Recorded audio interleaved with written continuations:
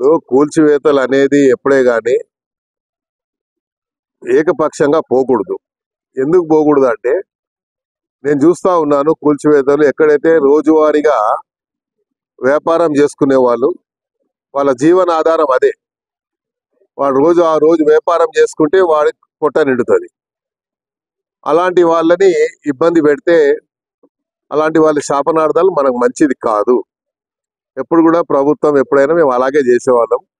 కానీ అధికారులు మాత్రము ఎక్కడైతే నిజంగా కంజెస్టెడ్ రోడ్స్ ఉంటాయో అక్కడ చేయమని ప్రభుత్వ పరంగా కానీ పైనుంచి ఆదేశాలు వస్తే అలా చేయాలి. కాకపోతే వీళ్ళు ఎక్కడ అనిపిస్తే అక్కడ మాత్రం అడ్డగోలుగా చేస్తున్నారు అనేది నా అభిప్రాయం. అందుకనే నేను ముఖ్యమంత్రి గారి దృష్టికి తీసుకెళ్తాను.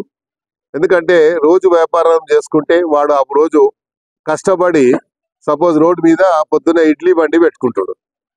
ఆ ఇడ్లీ రాత్రంతా కష్టపడి ఇడ్లీలు తయారు చేసుకొని పొద్దున రోడ్డు మీద వచ్చి పెట్టుకుంటే ఆ ఇడ్లీ బండి తీసి పడేస్తే వాడు ఆ రోజు ఏం తినాలి? ఒక ఇన్సిడెంట్ జరిగింది. ముఖ్యమంత్రి గారు మొట్టమొదటిగా సీఎం అయినప్పుడు మాదాపూర్లో ఏదో క్యాంటీన్ ఉండే లేడీది, ఏం పేరు, కుమారి ఆంటీది కూడా ఇట్లాగే చేస్తే ముఖ్యమంత్రి గారు ఏం చెప్పారు?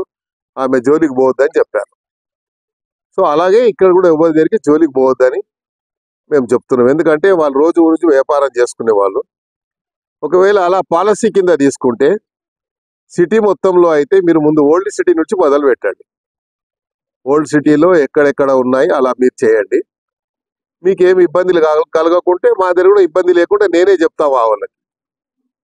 కాబట్టి ఇది చేయొద్దని నేను చెప్తున్నాను. ఎందుకంటే దీనివల్ల ప్రభుత్వానికి చెడ్డ పేరు వస్తుంది.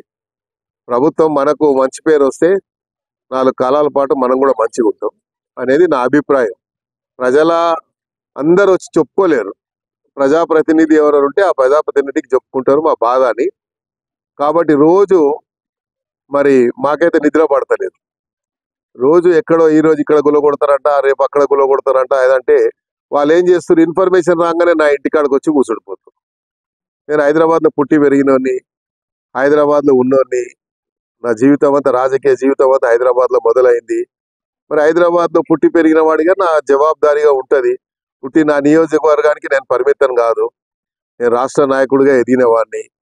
హైదరాబాద్ ప్రజలు ఎక్కడ వస్తే కూడా దానమంది జరిగిపోతే మాకు న్యాయం జరుగుతుందన్న ఒక విశ్వాసం, అది కాపాడుకునే బాధ్యత నా పైన ఉంది.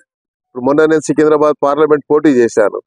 మరి దగ్గర దాకా వచ్చి నేను కేవలం 30-35 వేల ఓట్లతో ఓడిపోయాను తక్కువ సమయంలో. అంటే ఆ ప్రజలతో ఆ అనుబంధం ఉంది కాబట్టే కదా, ప్రజలతో ఆ సత్సంబంధాలు ఉన్నాయి కాబట్టి నేను ఆ స్థాయి అక్కడ వరకు రాగలిగాను.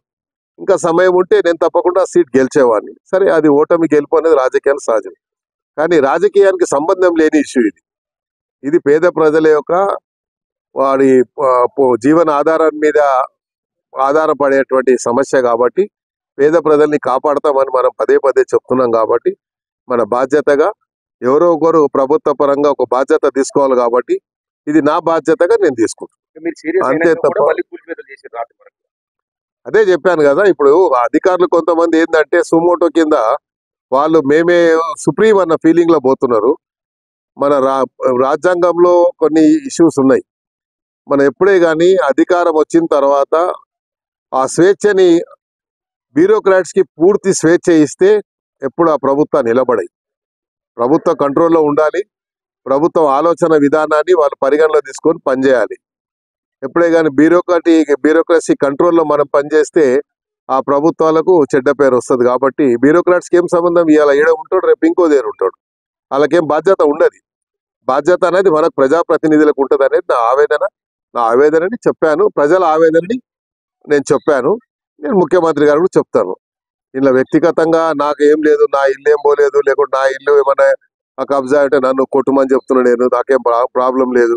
కానీ పేద ప్రజల జోలికి పోదు, వాళ్ళ జోలికి